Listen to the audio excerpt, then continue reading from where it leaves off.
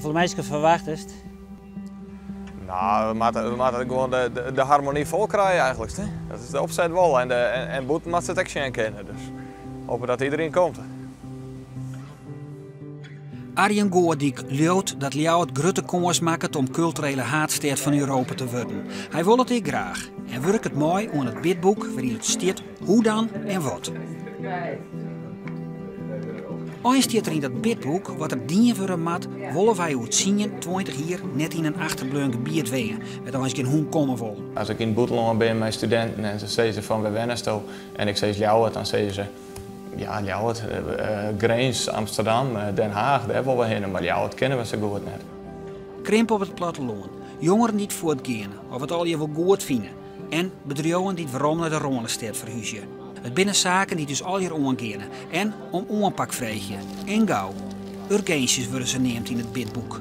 Hoogleraar Goffie Jesma wie is sceptisch, maar is van mening verloren.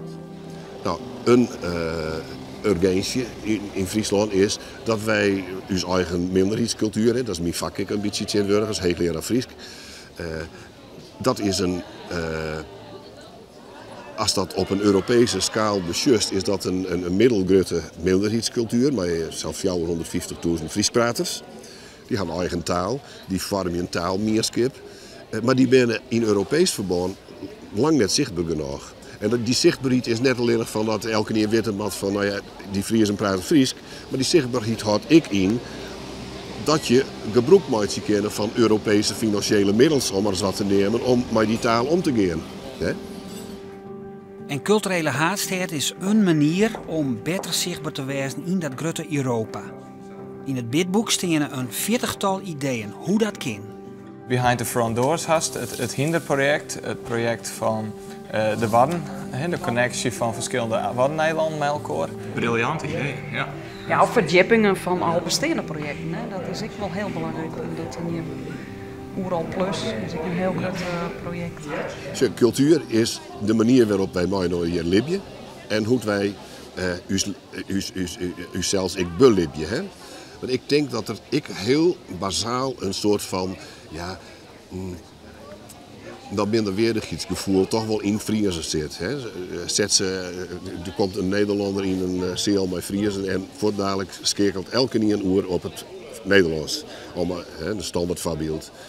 En ja, dat gevoel was feitelijk, dat was omkeren. Hè? Dat je echt weer grutsk wordt en zelfvertrouwen krijgt in die eigen cultuur. En dat dorst terug die cultuur in Europees verband te presenteren. Ik geloof er wel in dat de kwaliteit goed is en de kwaliteit is goed. En dat de jury ziet dat de urgenties die wij nemen werkelijk meerwaarde zijn voor de stad en om jou. Waar is dat interview dan? Nou, daarna. Dat komt dus nog. Die Nou ja. gemaakt worden deze week. Schitterend, hè? Dus ik weet het niet. Dan heb je wat. Je moet feitelijk een hoger doel hebben om met een OG te werken. Kijk, het is als je in 2000 hebben we 2000 gehad, al die emigranten die het weer kwamen, dat wie eenmalig, dat wie één keer en wat we hier doen is eigenlijk beziekje om diezelfde energie los te maken bij de weesken. Maar dan voor een langere periode, hè, want het culturele haardstad best in 2018, maar wij moeten er eerst nog heen en er weer al die dingen organiseren.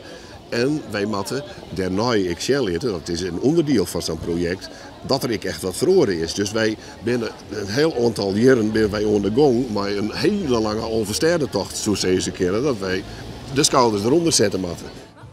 Maar wij Friesen laten liever de schouders hingen of hellen ze op in plaats van ze eronder te zetten. Arjen net, hij lioot erin en wil erin lioen. Het gaat om zijn toekomst en die van zijn vreugde. Ik denk dat het cynisme wel eens de negativiteit die wel eens wat speelt, die mij wel eens omzet worden in positiviteit. En de positiviteit die mij wel eens wat meer in de pictures smitten worden en snel laten worden, we moeten gewoon vergeten.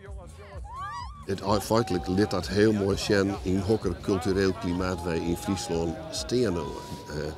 Dat het toch een beetje is wat verder skuren neemt kreuwerij en lietsbedrijf. Dus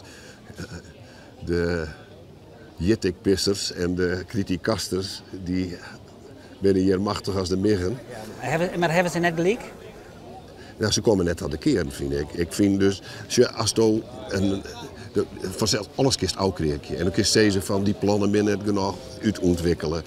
Dan kist ze van waar betekent het nou in de vrede om een Duitse cruise van 150 meter? Ik weet net eens of het in het bidboek staat, ik geloof net. Ja. Dus dat is al hier mogelijk. Maar wat net bestreden is dat er een noodzaak is om een wat hoger ideaal te formuleren en dat dus de toekomst inbrengen kan. En dat zit echt in dit bidboek. Dat loopt echt. Wat ik ervan gehoord had, dat stekt goed in de oren. De Kirstien Leeuwen, echt weer. Op maandag 8 oktober wordt in de Harmonie van Ljouwert het bidboek feestelijk gepresenteerd. Met een culturele stampot en boerenkool in worst voor de hongerigen. En eind deze maanden komt er een krant voor alle Friezen met het hoe en waarom en hoe nou verder.